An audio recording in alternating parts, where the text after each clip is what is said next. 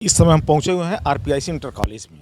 यह कॉलेज महाराजगंज जिले के सिसवा बाजार में स्थित है और इस कॉलेज की एक खासियत है कि अब स्थापना काल से ये लगातार बोर्ड की जो परीक्षाएं होती हैं उसमें अच्छा प्रदर्शन कर रहा है। इस बार जो हाई स्कूल और इंटरमीडिएट बोर्ड का जो परीक्षा परिणाम आया है वो भी इस विद्यालय के लिए बेहतर रहा है, क्योंकि धनंजय कुशवाहा नामक एक छात्र उत्तर प्रदेश में 7वां स्थान प्राप्त किया है। इसके अलावा जिले की जो मेरिट लिस्ट होती है उसमें 4 और छात्रों ने अपना स्थान बनाया है। और हाई स्कूल की बात करें तो 11 विद्यार्थियों ने मेरिट लिस्ट में अपना नाम अंकित किया, यानी पूर्वांचल में इस बार इस विद्यालय के 16 विद्यार्थियों ने मेरिट लिस्ट में अपना नाम अंकित कर दिया, यानी एक विद्यालय के 16 विद्यार्थी। ये काफ़ी चौंकाने वाला रिजल्ट होता है। हम आपको ये पीछे विद्यालय दिखा रहे हैं।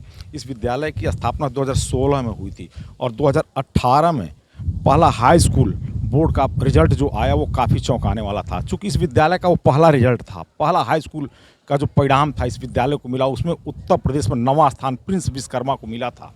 प्रिंस विश्वकर्मा जहाँ प्रदेश में 9वां स्थान प्राप्त किया, वहीं मंडल और जिले में पहला स्थान प्राप्त किया था। यानी स्थापना काल के बाद से ही लगातार जो भी परिणाम हर साल घोषित होते हैं उसमें इस विद्यालय के विद्यार्थी जो हैं वो मेरिट लिस्ट में अपना नाम अंकित जरूर करते हैं। हम जो यहाँ के प्रबंधक हैं डॉक्टर पंकज तिवारी जी, उनसे ही बात करेंगे। जो ये आपका आरपीआईसी विद्यालय है, ये लगातार स्थापना काल से मेरिट लिस्ट में नाम अंकित कर रहा अपना, चाहे उत्तर प्रदेश का मेरिट लिस्ट हो या जिले की मेरिट लिस्ट हो। जी, इसमें सबसे बड़ा योगदान कहा जाए जो कुछ भी है वो अध्यापकों का है। हमारे लिए जो भी कहें कि एक प्रारंभिक स्तर पे अच्छे योग्य अध्यापक मिले, जिनका ये प्रभाव रहा कि एक कंपटीशन लेवल पे हम उनको किस तरीके से तैयार करें, साथ ही साथ बोर्ड एग्ज़ाम्स के लिए कैसे हम प्रिपेयर करें उन बच्चों को, तो ये हमने पूरा प्रयास किया है। शिक्षा में आज के समय में हर एक तरह से मॉडर्न एजुकेशन का भी एक बहुत बड़ा रोल है, तो इसके लिए हम भी अन्य कई चीज़ें प्रारंभ कर रहे हैं। जैसे कि भी हमने अभी स्मार्ट बोर्ड वगैरह का यूज़ करना चालू कर दिया, लगभग सभी क्लासेज में हम स्मार्ट बोर्ड लगाने जा रहे हैं। उसके अलावा वीआर एजुकेशन, वर्चुअल रिलेटिविटी से रिलेटेड की जो ऐसे कुछ टॉपिक्स हैं उनको अगर हम वर्चुअली दिखा सकें जिससे बच्चे सीख सकें, वो हम प्रयास अपनी तरफ से कर रहे हैं। उसके अलावा लाइब्रेरी का रहा, वो हम अपने पास वर्किंग में एक बेहतर लाइब्रेरी तैयार कर रहे हैं।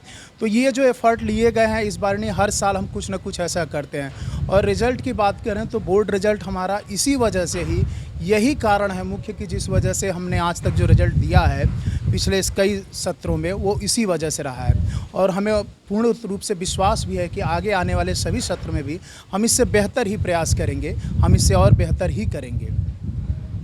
और अगर कहा जाए प्रारंभिक स्तर पे लेने के लिए तो 2018 में विद्यालय का पहला बोर्ड एग्ज़ाम्स हुआ था, जिसमें सबको पता है कि प्रिंस विश्वकर्मा का 9वां स्थान आया था। और उसके बाद लगभग ये प्रक्रिया सी चली, हर साल हमारे यहाँ से प्रदेश में स्थान बच्चों का आता रहा है। 2020 में 18 में पहला हाई स्कूल का था, फिर 19 में भी हाई स्कूल था, 2020 में जाकर पहली बार इंटरमीडिएट में भी हमारे बच्चे बैठे और उन्होंने भी बहुत अच्छा प्रदर्शन किया, बल्कि कई बच्चों के नाम से सड़कें बनी, अन्य कई चीज़ों का प्रारंभ हुआ। हमारे बच्चे हर साल लखनऊ में मुख्यमंत्री जी के द्वारा सम्मानित हुए हैं।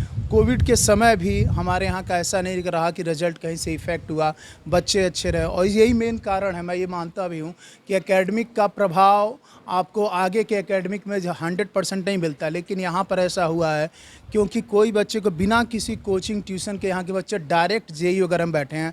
और जेई में सिर्फ मैं ये नहीं कहूँगा, मेंस में जेई एडवांस निकाले हैं बच्चे। आईआईटी दिल्ली, आईआईटी पटना जैसे संस्थानों में बिना किसी ट्यूशन कोचिंग्स वगैरह का डायरेक्ट एडमिशन्स हुए हैं।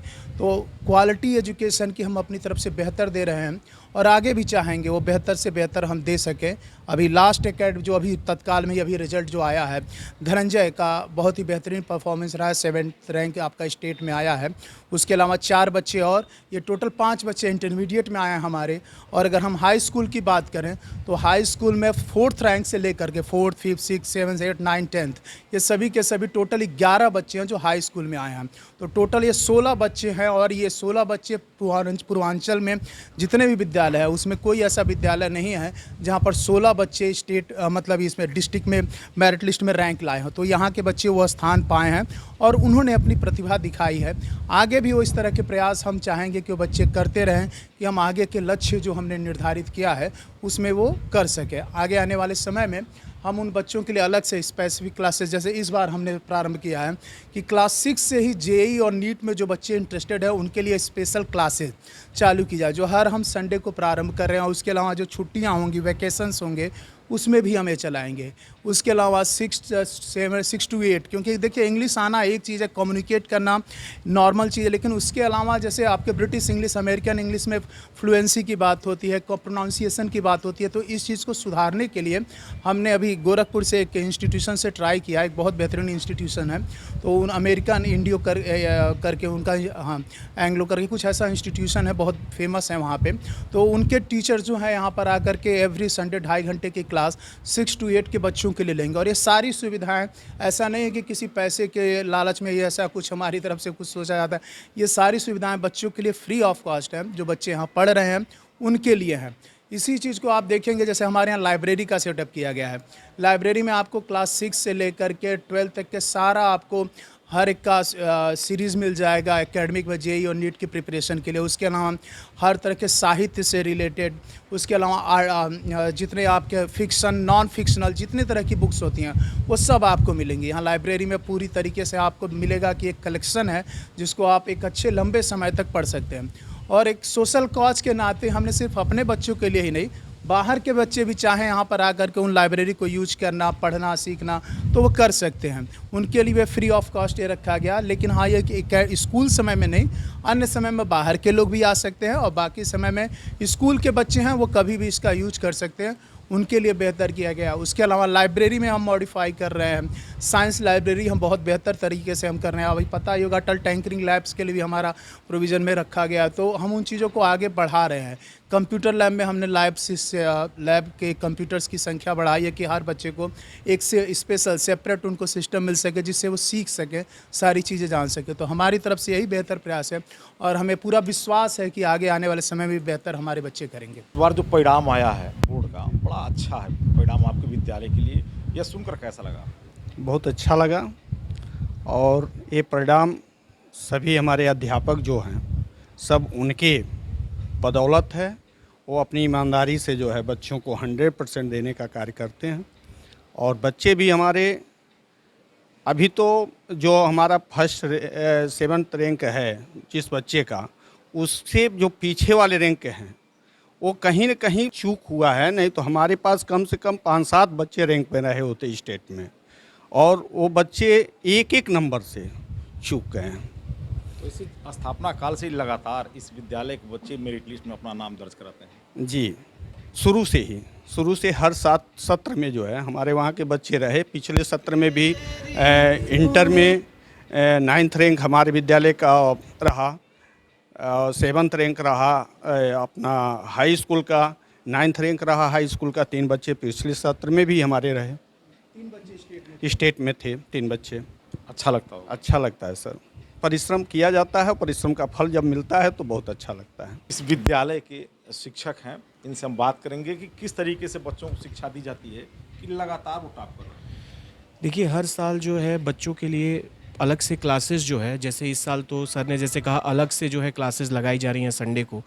लेकिन ये प्रक्रिया जब से विद्यालय की स्थापना हुई है तब से इस प्रक्रिया को चलाया जा रहा है। अब की प्रक्रिया को और विस्तारित किया गया है कि गोरखपुर से टीचर्स आ रहे हैं, संडे को वो क्लास लेंगे।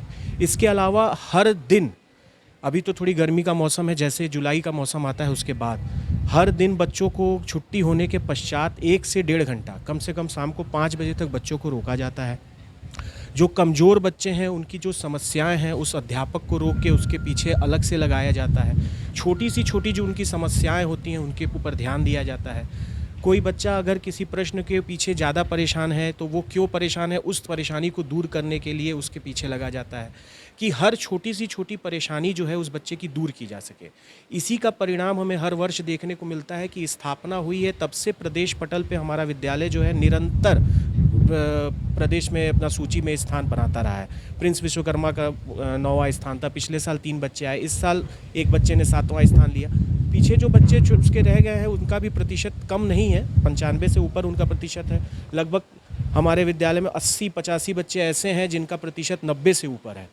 तो हर बच्चे के ऊपर छोटा छोटा चीज़ों के ऊपर लेकर के साइंस के ऊपर मैथ के ऊपर स्पेशली ध्यान दिया जाता है कि अगर किसी बच्चे को उस चीज़ में दिक्कत है तो उस प्रश्न को लेके क्या और समस्याएं उसको देखनी पड़ सकती हैं, उन समस्याओं को अलग से एकदम दूर करने की कोशिश की जाती है ताकि किसी चीज़ से कोई परेशानी उनको ना हो।